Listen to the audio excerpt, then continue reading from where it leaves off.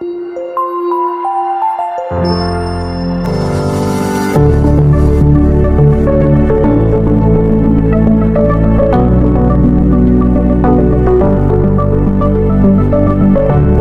day everyone, I am Josel Timolatari Campo, a Junior Bachelor of Elementary Education student at the Catanduanes State University. On the midterm part of our lesson in EDUC 309, Technology for Teaching and Learning 1, we have been provided with the basic knowledge, skills, and values in the use of technology in the teaching and learning process, right? This time, we, the study group of Bato and San Miguel, will discuss about the innovative technologies for assessment tests in teaching learning. So, at the end of this unit, we pre-service teachers shall be able to explain the use of ICT in assessment in learning, review assessment used by teachers, and determine one method applicable in the 21st century, and reflect on the appropriateness of assessment tools using ICT resources to address learning goals. Alright, let's get started. When we say innovative technologies, it refers to technological innovations or the creation and development of new technologies. Assessment task is an instructional strategy used in assessing the student's learning. Thus, innovative technologies for assessment tests in teaching learning is referred to as the integration of new technologies in the process of assessing the student's learning, or simply, technology-based assessment in teaching and learning. Prior to the discussion of the different topics in this unit, let me first introduce to you ICT and assessment of learning. According to the Internet, ICT or Information Communication Technology refers to technologies that provide access to information through telecommunications. On the other hand, assessment of learning provides information about the student's achievement. Assessment, learning, and teaching are closely connected and interwoven with each other. This is for the reason that each of them provides information that can determine effective instruction. In the teaching and learning process, it is important for the teacher to plan on how to teach the lesson to the learners as well as on how to evaluate the learning outcomes of the students. Assessment is a significant part of instruction because it helps the teacher in determining the student's learning, which will then be the basis in making decisions and adjustments on how to improve and manage teaching to better facilitate learning. In connection with this, the role of ICT in the present teaching and learning context has definitely changed the traditional way of instruction. The use of technology plays a vital role in assisting teachers on how to assess students' learning. Nowadays, digital devices or online applications can be used in construction, delivering and reporting learners' performance. This unit, which is composed of two lessons, presents important concepts on assessment in learning while integrating technology tools that can appropriately evaluate students' learning. Good morning, everyone. When you heard the word assessment, what comes first in your mind? Now, let's define assessment. Assessment is defined as a process of identifying, gathering, and interpreting information about students' learning. Assessment's purpose is to gather relevant information about students' performance or progress to determine students' interest to make judgments about their learning progress. In education, the term assessment refers to the wide variety of methods or tools that educators use to evaluate, measure, and document the academic readiness, learning progress, skill acquisition, or the educational needs of students. Now we have the four types of assessment. These are the formative assessment, summative assessment, diagnostic assessment, and authentic assessment. We are going to discuss this further in the next slide. What is formative assessment? Formative assessment refers to a wide variety of methods that teachers use to conduct in-process evaluation of students' comprehension, learning needs, and academic progress during a lesson, unit, or course. Formative assessment occurs at 3 points of instruction: during instruction, between lesson, and between units. Most formative assessment occurs during instruction. This is when teachers are usually actively engaged in assessing students' progress as they instruct. Teachers are observing and using questions, giving feedbacks in informal, targeted ways. This is typically based on quizzes, observation, student self-assessment, and other major assessments. The role of formative assessment in classroom. Formative assessment, an assessment procedure used to determine the learner's learning progress, provides feedback to reinforce learning and corrects learning errors. As you can see in the slide, these are the examples of formative assessment. You need to remember that formative assessments monitors learning progress.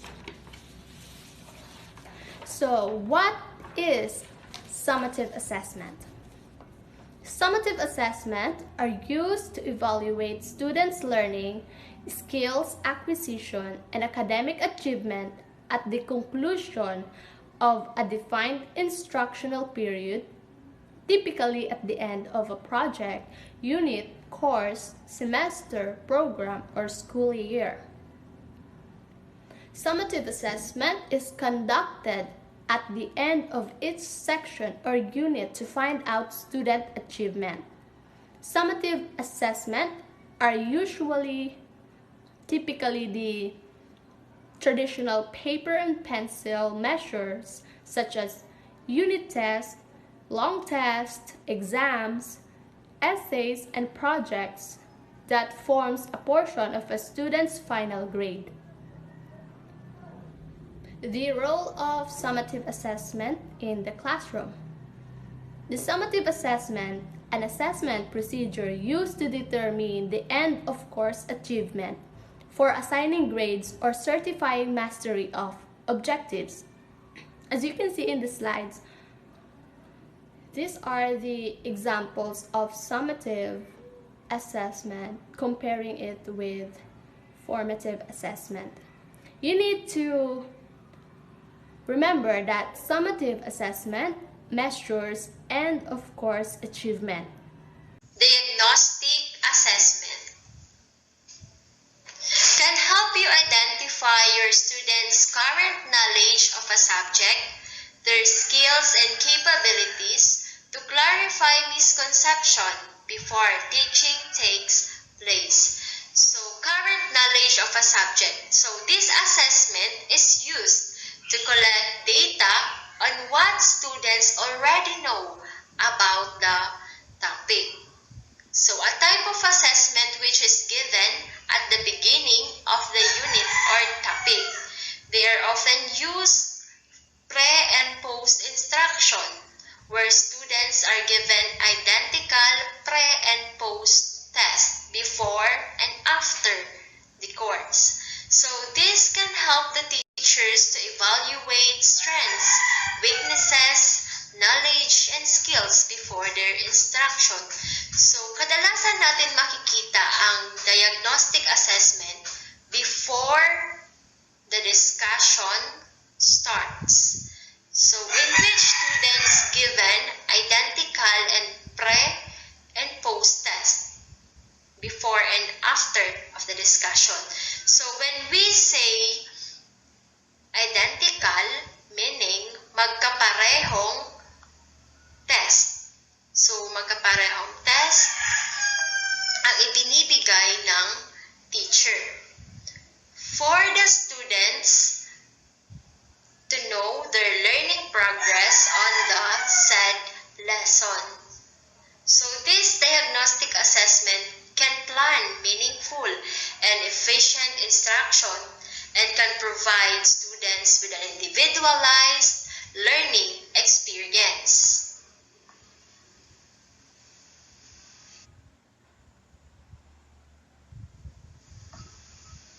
So there are examples of diagnostic assessment.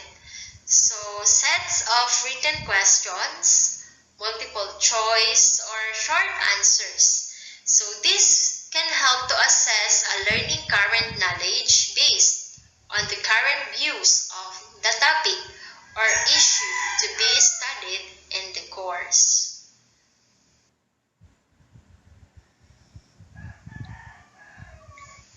So next is authentic assessment.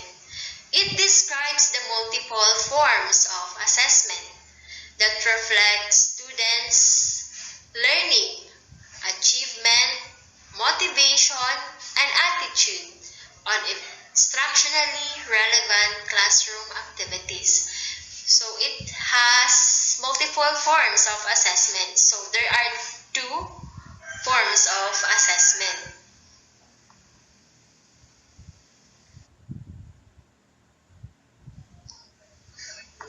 So first, alternative assessment, often called authentic, comprehensive, or performance assessment, is usually designed by the teacher to gauge students' understanding the material. So these alternative assessment are different in form than traditional paper and pencil assessment. So it was called authentic, comprehensive performance assessment because it assessed the overall understanding of the students on the lesson, whether students are on track for success. So alternative assessment allows students to demonstrate their understanding and skills as they perform a certain activity. So there are examples of alternative assessment. So first, open-ended questions, written compositions, oral presentations, projects, experiments, and portfolios form the students' work. So these examples can help the teacher to know the understandings of the child based on these given performances.